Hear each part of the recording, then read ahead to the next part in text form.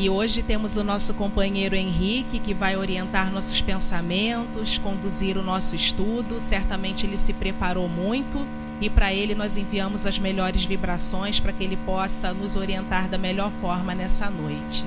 Que ele seja abençoado nesse momento. Boa noite a todos. Eu peço desculpa se eu ficar escorado aqui, porque eu estou com um probleminha de coluna, então peço licença a vocês eu ficar encostadinho aqui, tá bom? Gente, o nosso estudo de hoje, ele foi programado no capítulo 10 do Livro dos Espíritos, que fala da lei de liberdade. E mais especificadamente falando sobre fatalidade. E a gente vai estar conversando um pouco sobre isso hoje à noite. Me permitam também dar algumas voltas para falar o que eu quero, mas a gente vai chegar lá, mas eu vou dar algumas voltinhas, mas eu acho que vai ficar legal. E para começar, eu queria fazer esse questionamento junto com vocês. Será que existe fatalidade? Será que existem circunstâncias na vida as quais não há nada que a gente possa fazer porque elas vão acontecer? Que por mais que a gente lute, aquilo vai ter que ocorrer de alguma forma? Eu pensando nisso, eu pensava assim, poxa, então cadê o livre-arbítrio? Se tem uma coisa que está escrita, que tem que acontecer, cadê o meu livre-arbítrio? O que eu posso fazer quanto àquilo?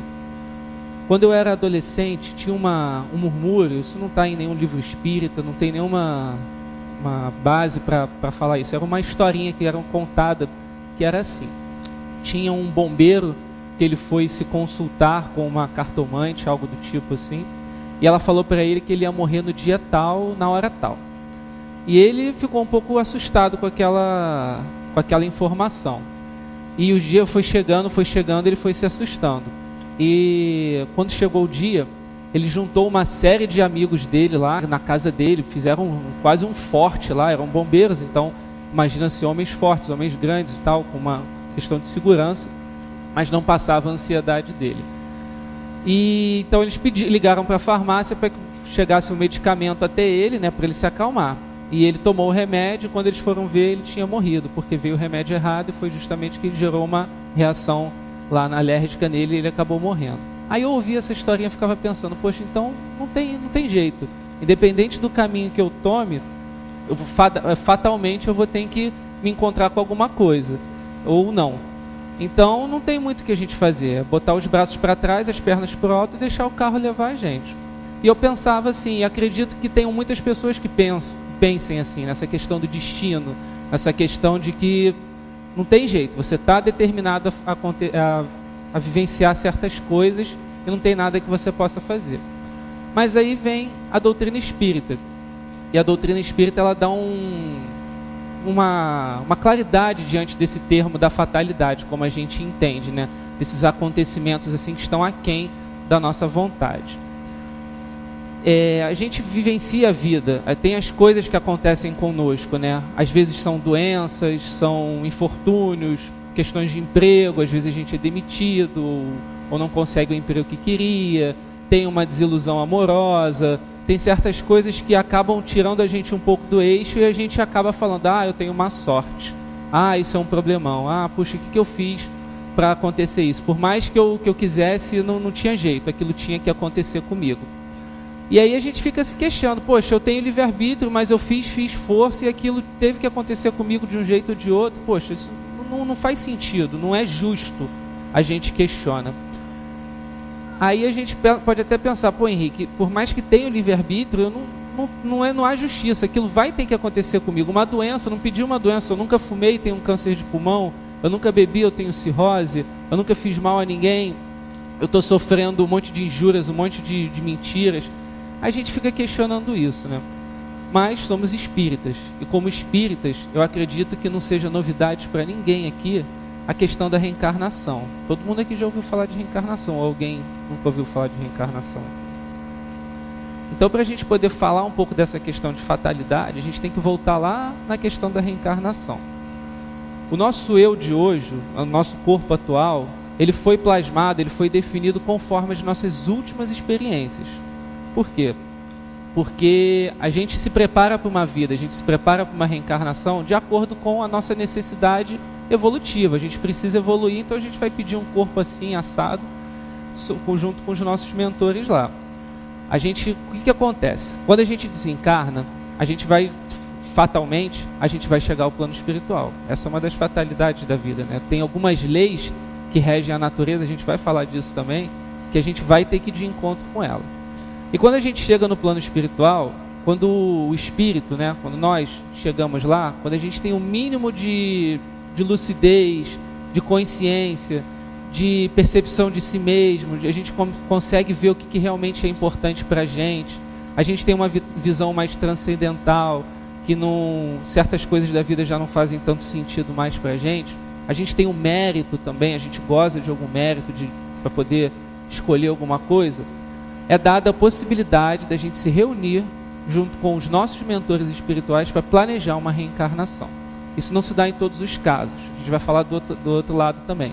Mas em boa parte dos casos, acredito aqui que a maioria de nós, em algum momento lá atrás, na erraticidade, a gente se sentou com nossos mentores e planejou a nossa reencarnação.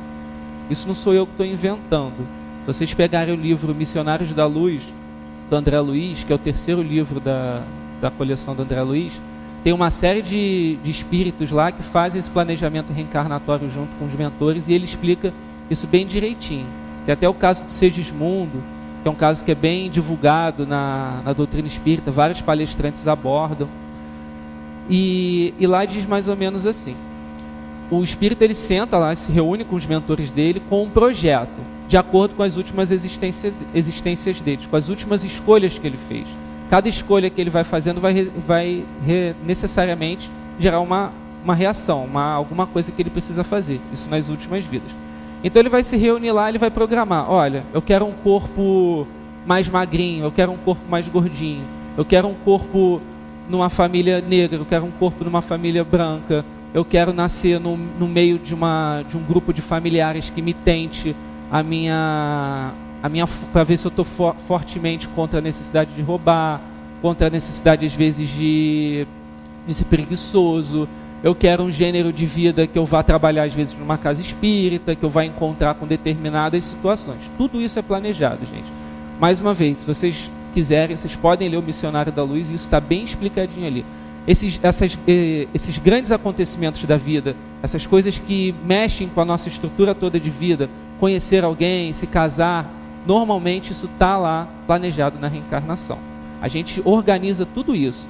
Tem lá, inclusive, são os laboratórios que tem os corpos plasmados lá, onde os espíritos olham, falam: pô, isso está legal, isso não está legal. Eles opinam nós opinamos, né? Eles não. Nós opinamos dentro da nossa reencarnação, a gente rebate nosso mentor: poxa, eu acho que eu não vou dar conta disso aqui. Pô, tem certeza? Isso aqui é importante para você. Às vezes é preciso que você tenha essa doença aqui.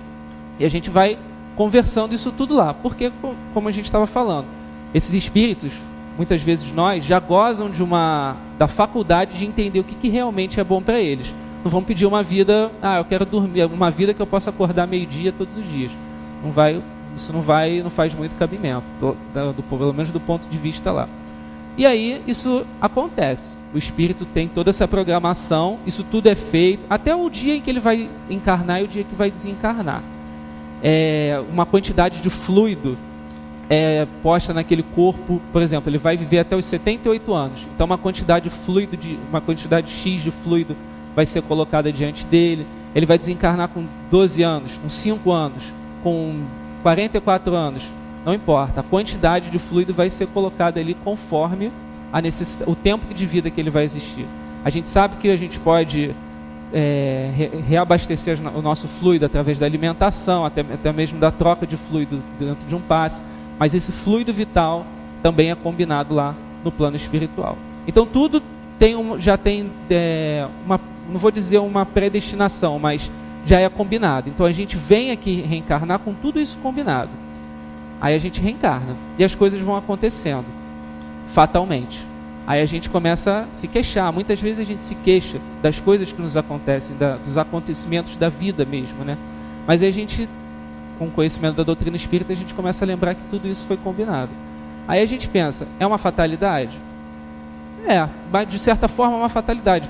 Mas você programou aquilo. Aquilo foi uma escolha sua. Em algum momento você escolheu que aquilo seria interessante para você. porque aquilo seria bom para você.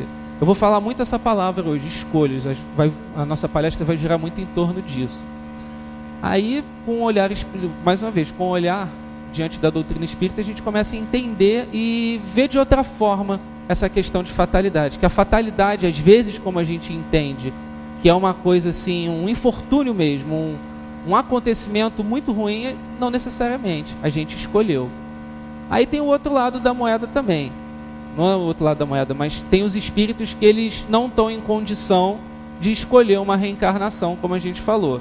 São os espíritos que, às vezes, por abusos, por excessos, por se sair muito daquela linha que Deus nos marca, do caminho reto, do caminho do amor, das virtudes, eles se afastam tanto que eles acabam meio que enlouquecendo mesmo, e eles não conseguem opinar. Ou se eles opinam, eles não opinam de forma sadia. Eles vão querer uma reencarnação fácil, uma reencarnação que não vai exigir deles o que precisam para evoluir. Então, é o que às vezes acontece com a reencarnação compulsória. Ou simplesmente ele vai reencarnar daquele jeito. Ele não tem muito o que argumentar. É desse jeito. Você não tem muito o que questionar. Você vai precisar ter essa doença, vai precisar ter esse desajuste. Você vai ter que reencarnar com essas pessoas.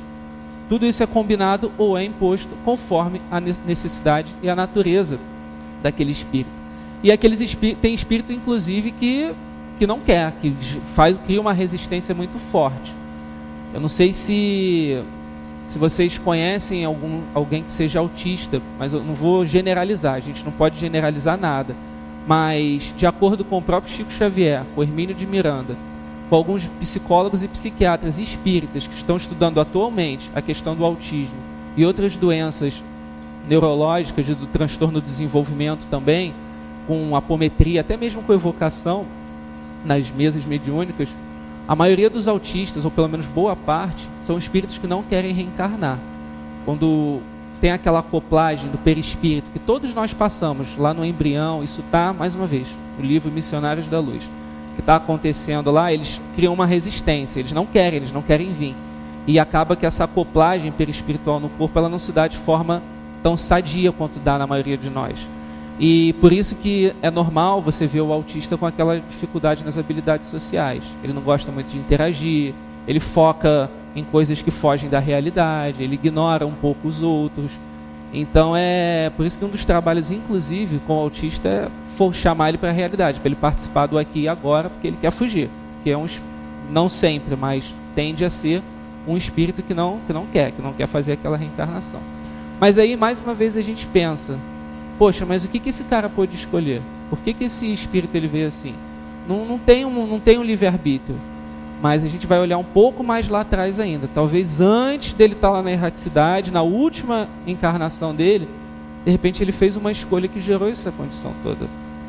Eu não sei, a gente pode enumerar aqui uma série de situações que poderia gerar esse tipo de problema. Como a gente vê, inclusive, no caso de alguns suicidas também. Quem aqui já leu o livro Memórias de um Suicida vai entender o que eu estou falando. Mais uma vez, é um convite à leitura da doutrina espírita dentro dessas obras. Onde, apesar deles poderem até opinar, alguns dos suicidas lá, eles opinam em como vai ser a reencarnação deles, alguns não opinam. Alguns vão ter que ter aquela reencarnação compulsória em às vezes corpos muito defeituosos, deformados, como a gente vê inclusive no Casalar ou em outros locais também, com pessoas, crianças com deficiências severas. Mas eles escolheram. Às vezes aparece em mesa mediúnica e tem-se alguma notícia do passado deles. Em algum momento na vida deles eles escolheram, eles fizeram aquelas escolhas deles. E a fatalidade, ela gira em torno de uma série de fenômenos da natureza. A gente precisa se alimentar, é uma fatalidade. O sol vai nascer, é uma fatalidade da natureza. E as leis que regem o universo e que regem a nós também, a gente ainda não conhece muitas, mas a gente já conhece a lei de amor, a lei de atração, causa e efeito, né? A reencarnação é uma fatalidade também, é algo que existe. A gente está circunscrito a essas leis. E como a gente está circunscrito a essas leis, a gente tem que, de alguma forma, responder dentro delas, inclusive nas nossas escolhas. E a gente vai escolhendo, até que fatalmente a gente vai ter que se deparar com isso, né? Então, eu acho que a fatalidade, no primeiro momento, a gente pode começar a entender dessa forma, que ela está dentro das nossas próprias escolhas. Cada um de nós é livre aqui para escolher o no aqui e agora, como também fomos na erraticidade, ou se não, em algum momento lá no passado. Nós somos, de alguma forma, escravos das nossas próprias escolhas, mas somos livres para fazer o nosso amanhã. Mas a gente tem que ter um pouco de atenção a respeito disso, sobre como a gente está escolhendo. E, continuando, a gente tem esse pensamento, né, de como eu vou escolher, como eu vou lidar com essa questão de fatalidade. Eu escolhi lá no plano espiritual, né? Mas aí agora não tem jeito, tenho que ter uma encarnação assim ao assado. Mas aí tem acho que um desenhozinho que ilustra bastante como é que a gente poderia fazer. Eu tenho que tirar esse quadro daqui, não sei se eu vou conseguir. Acho que eu não vou conseguir. Dá para tirar? Dá? Então, gente, só um minutinho. Deixa eu pegar um pilô aqui. Não sei se vai ficar muito bom de vocês enxergarem. Eu vou tentar fazer aqui. Desculpa aí, gente, é rapidinho.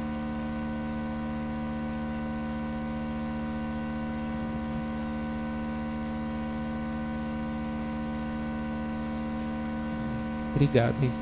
Eu não conseguiria sozinho. Teria deixado cair no chão. Ó. Tá dando. Acho que vai ficar. Não vai dar pra ver, não. Deixa eu ver aqui. Acho que aqui ficou um pouco mais grosso. Tá dando pra ver essa linha ou não? Muito, tá? Mais ou menos, né?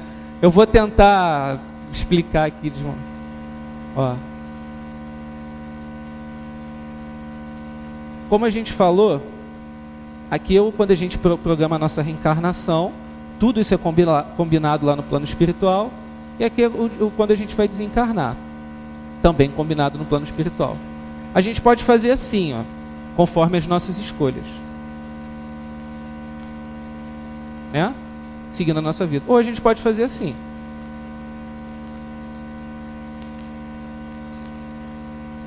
Fatalmente a gente vai desencarnar, como fatalmente a gente vai encarnar. O gênero da nossa vida vai depender da gente. A fatalidade, mais uma vez, está dentro das nossas próprias escolhas. O livre-arbítrio, aí entra a questão do livre-arbítrio, que eu não sei, é a coisa, para mim, mais bela que Deus nos deu, porque Ele permite que a gente aprenda com autenticidade dentro das nossas próprias escolhas. Não é ninguém que está nos mostrando, nos dizendo como é que é. Ninguém toma a nossa liberdade para fazer pela gente. A gente tem o direito de aprender com nós mesmos. Eu acho que é algo mais genuíno do que isso, da gente poder descobrir com a nossa própria tentativa, porque aí as nossas conquistas são nossas, não é de ninguém mais. Ninguém pegou e enfiou uma conquista, uma virtude dentro de mim. Eu a adquiri. Então o livre-arbítrio ele é bonito por isso, porque ele permite que a gente cresça com as nossas próprias ações. A gente não estimula isso nos nossos filhos, deles ganharem as coisinhas deles, deles irem ter o trabalhinho deles depois quando eles ficarem maiores. Então é igual Deus faz com a gente numa escala muito maior e muito mais perfeita. Como a gente falou aqui, a gente vai mudando o gênero da nossa vida conforme a gente quiser. Ou a gente pode seguir assim ou a gente pode seguir assado. As coisas vão ficando mais difíceis ou mais fáceis conforme as nossas escolhas. Isso aqui é fatal, a gente vai reencarnar num dia tal. Mas isso aqui pode mudar. A gente pode abaixar isso aqui, ou pode até estender. Por quê? Mais uma vez, são escolhas. Se eu escolho viver uma vida estressante, se eu escolho viver uma vida angustiante, se eu escolho viver uma vida de excessos, eu posso reduzir isso aqui. Se eu me suicido voluntariamente, eu posso reduzir isso aqui também. Ainda vou chegar no final, mas eu vou abaixar isso aqui. Existe também a questão da moratória, que a gente vai falar. Mas assim, isso é até para a gente pensar também um pouco nas escolhas do aqui e agora. Por exemplo, eu conheço muitas pessoas, eu sou psicólogo, me formei em psicologia. E na época de graduação, tinha as pessoas que falavam assim, eu quero trabalhar no RH, no Recursos Humanos, porque o RH paga mais. E tem a clínica já não paga tão bem. Mas é mais legal, todo mundo quer clínica. Tem até o pessoal que gosta de RH, mas a maioria quer a clínica. Mas aí você chega a ver nos finalmente, lá nos últimos períodos, todo mundo migrando para RH. Mas por quê? Paga melhor, né? Eu consegui um estágio aqui. Mas é isso que você quer? Não, mas é o que paga. Aí, não, tudo bem. Mais uma vez, aqui o objetivo não é fazer ninguém pedir demissão do emprego, mas é fazer assim, com que a gente assuma as escolhas que a gente tem. Porque aí depois chegava o pessoal se queixando, pô, não aguento mais. Eu poderia estar trabalhando perto de casa, ganhando menos, mas eu estou trabalhando lá em Niterói, levo 3 horas e meia para ir, 3 horas e meia para voltar, me aborreço todos os dias, não tem jeito, aquilo lá é um inferno.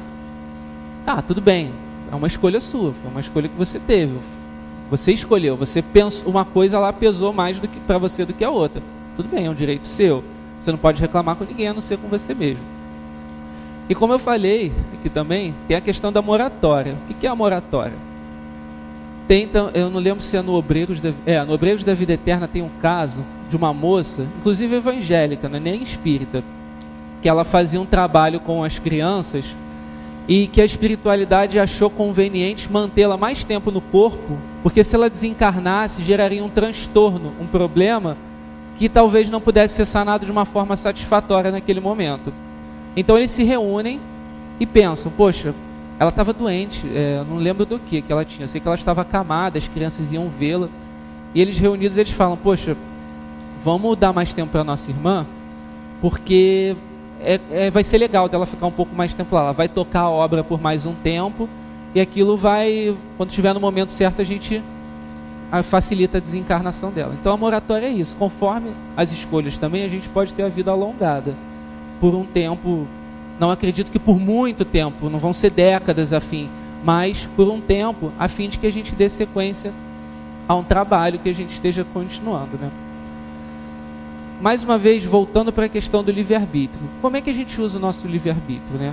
Como é que a gente faz as nossas escolhas? Como a gente está conduzindo a nossa vida? Como as fatalidades mais variadas aí possíveis estão nos afetando?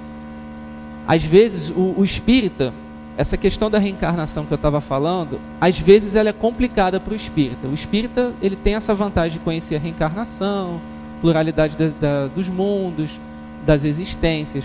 Mas eu já vi, e eu espero que isso não seja algo que se repita tanto, no espírita que ele começa a tirar o corpo dele fora, botando a culpa dos infortúnios dele na reencarnação. O que eu fiz para merecer isso? Devo ter feito alguma besteira lá na outra encarnação. Legal, você pode até ter feito, mas às vezes isso vem num discurso de você, o problema não é seu, o problema é do seu outro eu, como se aquilo fosse um outro eu. Não, aquilo é da reencarnação, não tem nada a ver com aqui agora. Quando na verdade, eu não sei dizer isso em porcentagem, mas eu já ouvi isso em algumas palestras aqui na Casa Espírita. Você mais um palestrante está repetindo isso, e eu concordo com isso. Já ouvi isso umas 4 ou 5 vezes aqui, que 70% a 80% das dificuldades que a gente vivencia não estão atribuídas no aqui e agora, não estão atribuídas na reencarnação, mas sim o que a gente faz com hoje. Mas aí o espírita, às vezes, alguns espíritas têm essa mania, não, isso é problema lá da outra reencarnação, foi alguma coisa lá que aconteceu. O que eu arrumei para estar com essa mulher, o que eu arrumei para estar com esse homem, com essa sogra, poxa, eu reencarnei como botafoguense, que sacrifício, que sofrimento. Não é mole não, gente, eu sei o que é, não é mole não, expiação é brava. Esse ano até que está bem, mas não é mole não, é difícil. Vocês estão rindo, não é mole não.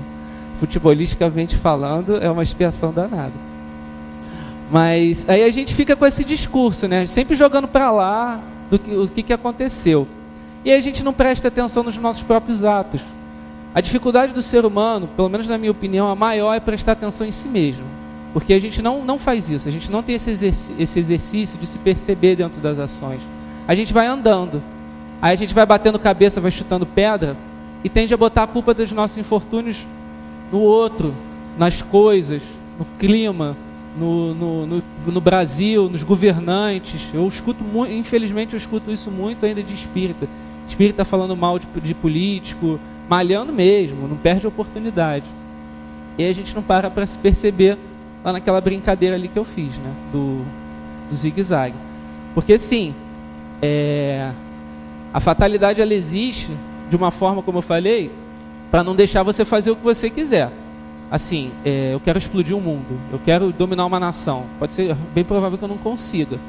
Mas dentro das minhas escolhas pessoais, eu vou ter livre-arbítrio total. Aquilo que influencia somente a mim mesmo, eu vou ter livre-arbítrio total. A fatalidade ela está em eu não poder fazer o que eu quiser, mas fatalmente também poder colher com as minhas próprias ações.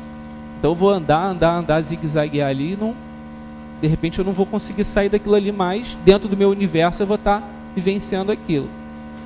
E nessa questão de autopercepção, como eu falei, a criatura, nós, os seres humanos, a gente começa a botar a culpa nas coisas, né? Botar a culpa no que está ao redor da gente.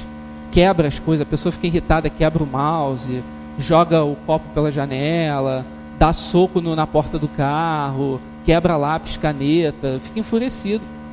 Não sei se vocês já presenciaram isso ou já fizeram isso, né?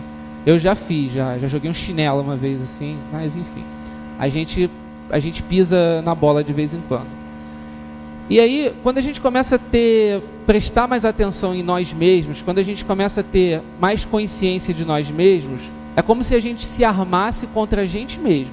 Porque você se estudando, você se percebendo, você começa a ver quais são as suas tendências, onde você tem dificuldade, onde você tem facilidade.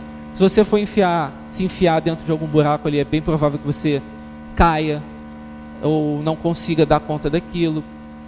Isso é legal porque a gente, como eu falei, a gente tem mais força para lidar com a gente mesmo. O Jung, inclusive, falava que a gente só pode tratar de alguma coisa de que a gente tenha a ciência, que a gente tenha a noção. Se chega para vocês e fala assim, vocês são orgulhosos ou preguiçosos e vocês não se reconhecem assim, eu posso até estar criando uma inimizade com vocês ao invés de estar dando um toque. Então é importante que a gente se perceba dentro das situações, principalmente nas situações de conflito, porque as situações de conflito elas tendem a mostrar um lado nosso que normalmente a gente não está em contato. Alguém que fecha vocês no trânsito, alguém que fura a fila de vocês no banco, um familiar chato que aparece lá de repente, ou aquela festa de Natal que tu tenta fugir o ano inteiro, mas não tem jeito, você vai ter que ir no final do ano e vai ter que se deparar com aquela pessoa. São oportunidades legais, principalmente aquelas que vêm de repente, que nos pegam de supetão, que não dá tempo da gente se preparar, e às vezes a gente já chega todo armado contra aquilo, o que é bom e ruim, dependendo das circunstâncias, mas que nos tira um pouco do eixo, que nos tira da zona de conforto. Quando a gente sai do conforto, a gente, em teoria, a gente teria que ser obrigado a lidar com esse lado nosso, esse lado que às vezes a gente mantém escondido, mantém um pouco velado, que a gente não entra muito em contato. Às vezes um lado um pouco irritante, um pouco enraivecido. E a gente, como eu falei, a gente não gosta. Mas na maioria das pessoas elas não ligam, elas ignoram. Atribuem a culpa ao outro. Eu seria muito mais feliz se minha mulher fosse menos chata. Eu seria muito mais feliz se meu marido deixasse a casa bagunçada. Se ele não largasse toalha molhada em cima da cama. Eu seria muito mais feliz se meu vizinho não botasse música alta. Eu seria muito mais feliz se eu não vivesse no Rio de Janeiro com esse calor absurdo. Aí a gente não para se perceber dentro das situações. A gente joga a culpa no outro, nas coisas, e vai andando, vai quebrando a cara. E às vezes burro velho, de cabelo branco, a gente vai e continua fazendo os mesmos erros desde então. Cometendo essas escolhas. Aí fatalmente a gente acaba ficando preso a essa situação, ficando preso a essas escolhas, né? Mas é um exercício que eu acho que a gente pode estar fazendo, que a gente pode aqui levar para casa, igual o Santo Agostinho fazia. Não é uma coisa moralista, simplesmente uma coisa assim beática, mas é para a gente realmente fazer esse exercício, parar no final do dia de vocês e ver como é que foi o dia de vocês, fazer esse exame. O que eu fiz aqui? Como é que eu agi dessa forma? Qual foi a minha reação? Foi algo legal? A gente não faz isso. Pegar 15 minutinhos do dia de vocês antes de dormir, ao invés de, ver alguma coisa na televisão, faça esse exercício, é importante e é legal. Vocês conseguem entrar em um contato mais com vocês mesmos. Vocês conseguem estudar mais as emoções de vocês, os sentimentos de vocês diante de algumas reações. Porque as pessoas tendem a ignorar.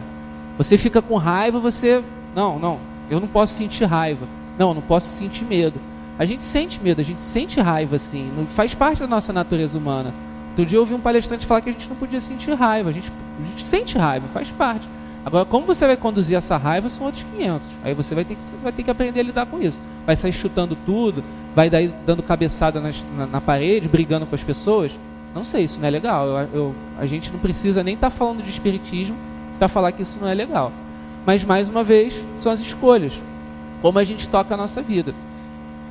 E a gente estava falando, inclusive, disso, das escolhas do aqui e agora, né?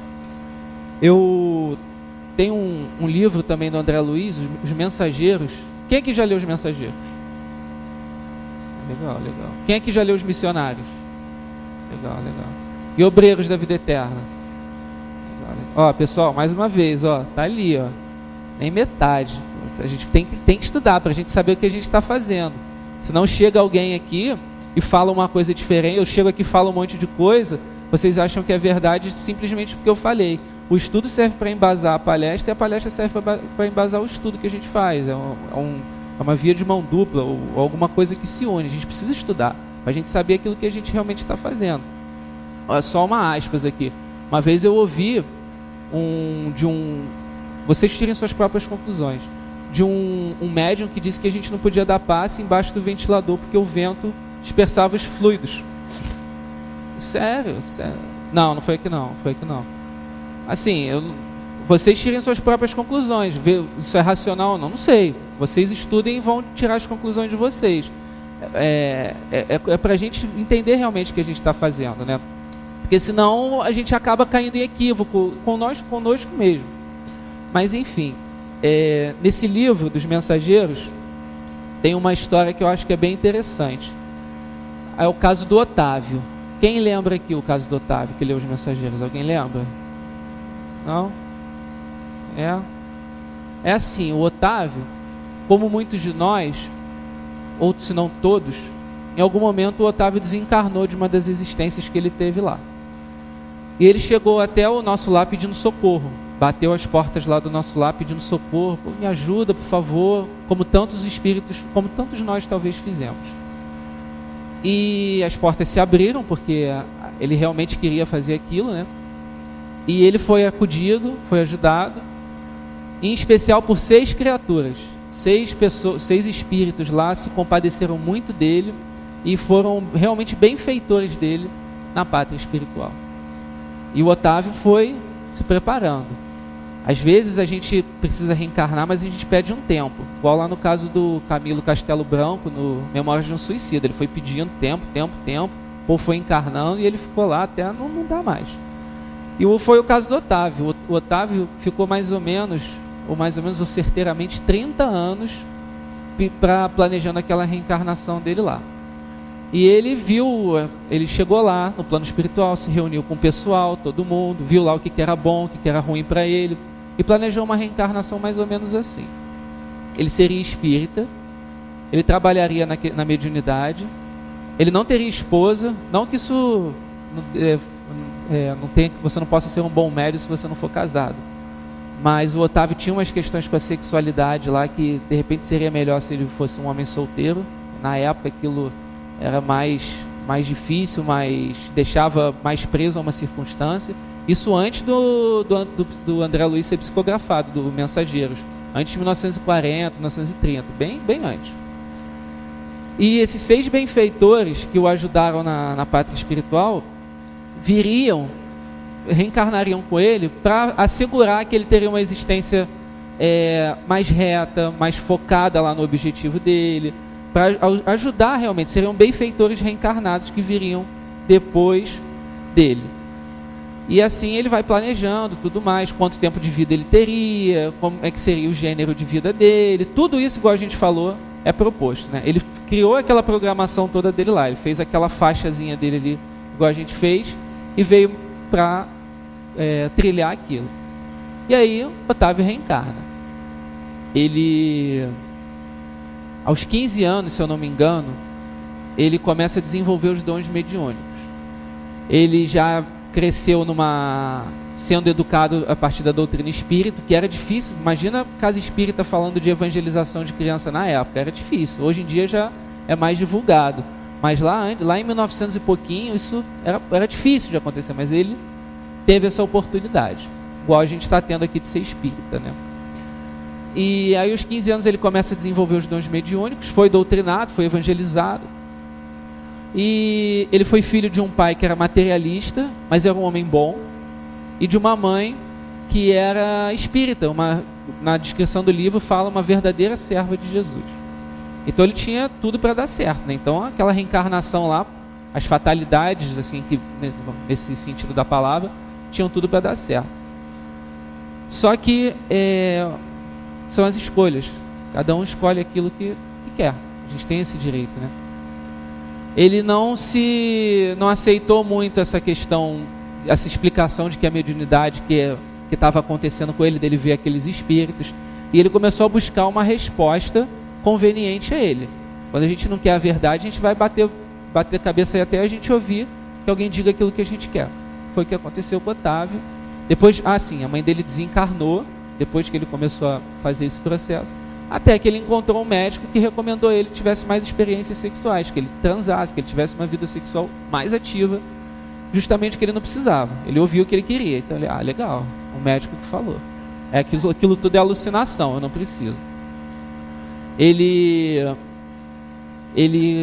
com mais ou menos 17 anos, ou acho que o pai dele, aos 20 anos o pai dele morre.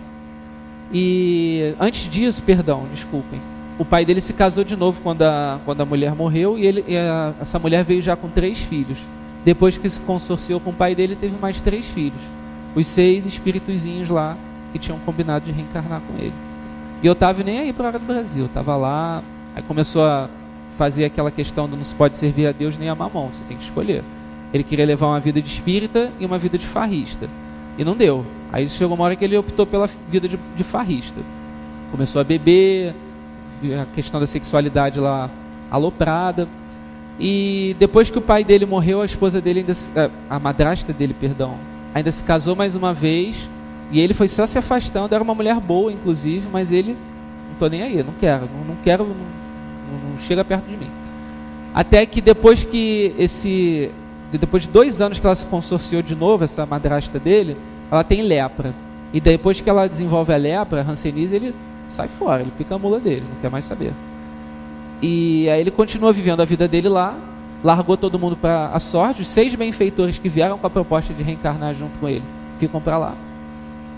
E ele, por causa da vida acelerada dele, acaba se envolvendo com uma mulher, provavelmente uma mulher muito bonita, mas espiritualmente falando inferior a ele, não tinha nada a ver com ele, não tinha nenhum planejamento reencarnatório. Ele foi amarrar o bode dele lá junto com uma mulher que não tinha nada a ver com ele, uma mulher mais assim agressiva, mais imatura espiritualmente falando. Ele acaba tendo um filho com essa mulher, que também não estava nada no planejamento reencarnatório dele, mas essa mulher e essa criatura, esse filho, tinham um resgate lá. E tudo que ele fez sofrer aquelas 6 criaturas e aquela madrasta, ele colheu dentro desse relacionamento, que fizeram da vida dele um inferno. Ele foi obrigado a se casar, né? Naquela época, você tinha um filho com uma mulher, era bem provável que você acabasse casando, era difícil sair correndo, igual o povo acaba fazendo hoje, ainda que tivesse também. E ele desencarna aos 40 anos, vítima de sífilis e com problema com alcoólicos. Aí a gente pensa assim, poxa, é expiação estar com essa mulher, é expiação ter esse filho, é expiação ter essa vida que eu tenho. Será? A gente tem sim a programação reencarnatória, mas a gente tem que prestar atenção no que a gente faz com aqui agora, prestar atenção nas nossas escolhas. O Otávio teve tudo para dar certo, mas ele saiu escolhendo lá do jeito dele. Legal, muito bom para ele. Não, ele escolheu mal. E aí a gente tem isso, esse discurso de que é minha expiação, é minha expiação. O que você faz com aqui agora? Como é que você está escolhendo agora? O agora é importante também. O ontem sim, a gente, como eu falei, a gente é meio que escravo do ontem, mas a gente é dono do nosso amanhã. Então a gente tem que começar a parar para prestar atenção nisso, parar de jogar a culpa nas coisas, parar de jogar a culpa na outra reencarnação, assumir o que a gente está fazendo aqui agora com o nosso livre-arbítrio, assumir o que a gente tem para fazer agora com a nossa liberdade de escolher. E toda escolha tem uma abdicação. Não existe isso de você poder escolher e querer ter tudo. Você tem que abrir mão de alguma coisa. Toda escolha você tem que ter uma abdicação. Eu quero escolher acordar meio-dia, todo dia, legal, bacana. Agora assume isso. Você vai sofrer, você vai sofrer alguma coisa também. Eu quero ser espírita, eu quero levar a sério o movimento espírita. Ótimo, bacana.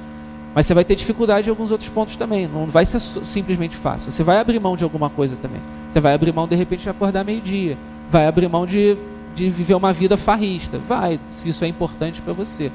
Mas assuma isso. Assuma que toda escolha que você fizer, ela é sua genuína. Ninguém escolhe por você. Você não está sofrendo por causa de ninguém. Ninguém jogou você errado, na família errada, na vida errada. Você está ali porque você precisa estar, porque você escolheu. Seja nessa vida, seja na reticidade, ou seja lá no passado, na outra reencarnação. Você escolheu. O que a gente está vivenciando aqui agora é fruto de nós mesmos. Isso não é para a gente ficar se sentindo culpado, se sentindo mal, de poxa, caramba, eu escolho muito mal, eu não sirvo para nada, eu não tenho liberdade nem para fazer. Não, é pelo contrário. É para a gente ver que a chave da nossa felicidade está dentro de nós mesmos. Se da mesma forma que eu criei um sofrimento para mim, com as minhas escolhas, eu posso escolher e ter uma vida melhor. E isso tá no coração de cada um. Ninguém foi criado diferente. Ninguém, esse aqui é mais bonito. Esse é um espírito que brilha mais, eu vou criar ele aqui. Não, todo mundo tem a mesma possibilidade. Todos nós fomos criados simples e ignorantes. Todos nós temos um caminho livre para a gente escolher. E a gente vai traçando as nossas escolhas. Tem coisas que realmente fazem parte da natureza de ser encarnado. Eu peguei uma gripe. Caraca, eu devo ter espirrado nos outros na outra encarnação lá. Fui médico da gripe espanhola. Eu furei o pé. Nossa, quantas pessoas eu não devo ter furado o pé? Não, caiu uma telha na minha cabeça. Eu jogava pedra nos outros lá. Tomei uma vacina. Fui arqueiro e, batei vários. Não, tem coisas que são naturais da experiência humana. Você ficar resfriado, você se machucar, você esbarrar, você sofrer um atrito aqui, um atrito ali. Isso faz parte da experiência humana. Você está reencarnado. A gente não pode achar que a vida, por mais que sejamos espíritas, por mais que a gente tenha escolhido até um caminho legal para a gente mesmo, dentro da doutrina espírita ou não, que a gente vai ter só coisas sorrindo para a gente. Você vai sentir calor, você vai sentir frio, você vai sentir fome, você vai ter dificuldade. Isso faz parte da natureza humana. Essas coisas não estão predestinadas. Agora, os grandes acontecimentos da vida, isso já é um pouco diferente. Ou está lá atrás, ou está aqui agora. E normalmente, gente, está aqui agora. Quando é uma coisa que realmente não tem jeito, que veio assim de supetão mesmo, você estudou todas as possibilidades e aquilo não estava fora do seu controle, aquilo estava na sua programação reencarnatória.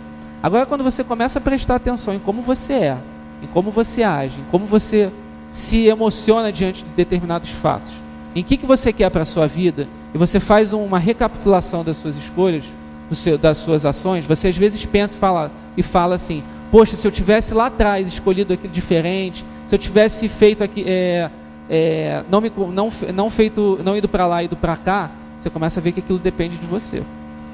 Mais uma vez, isso é para a gente ter base, força, de que a gente pode mudar a nós mesmos, né?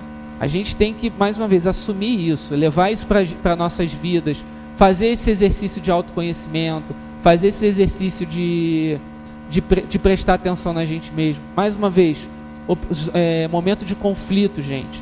Vamos aproveitar os momentos de conflito, não como um deboche de Deus, uma malcriação da vida, uma má sorte, um infortúnio ou uma expiação, mas sim como uma oportunidade da gente crescer.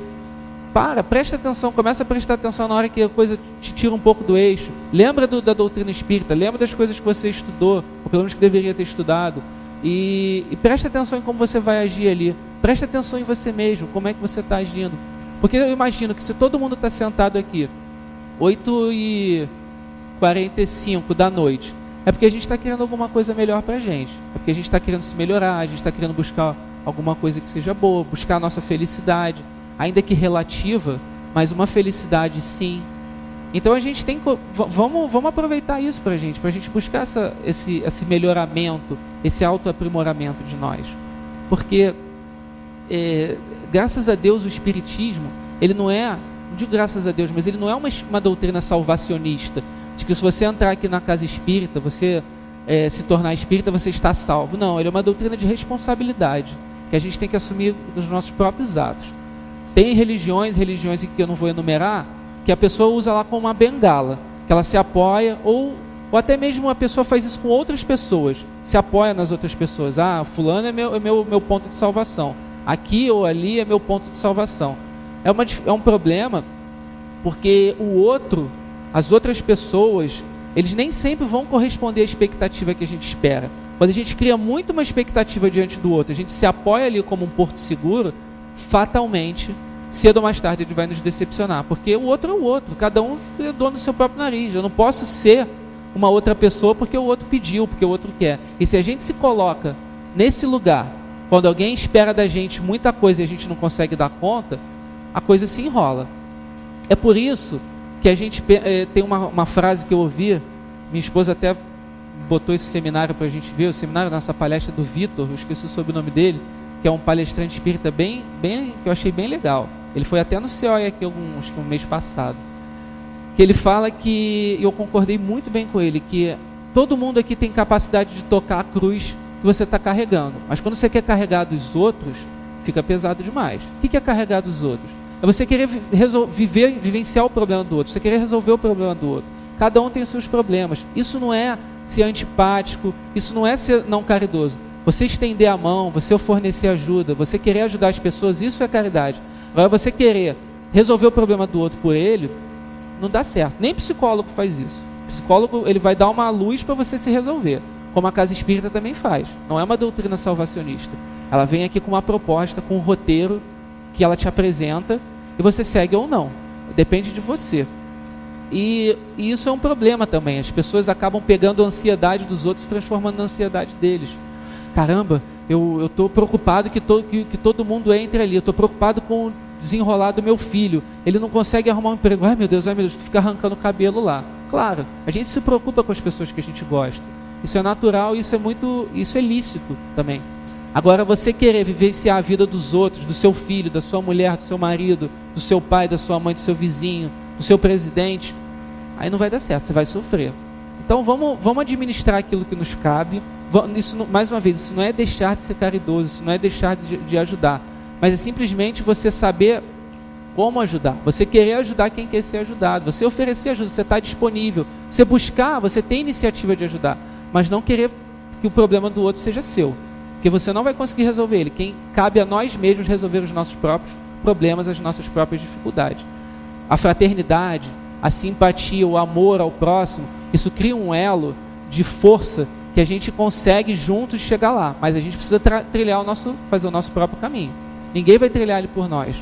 Mais uma vez, responsabilidade, prestar atenção em nós mesmos. Isso nos dá mais uma vez, uma base para a gente lidar com a fatalidade do amanhã, das nossas próprias escolhas. Aí a gente pensa, existe fatalidade? Existe. Existem as leis naturais que fatalmente vão funcionar.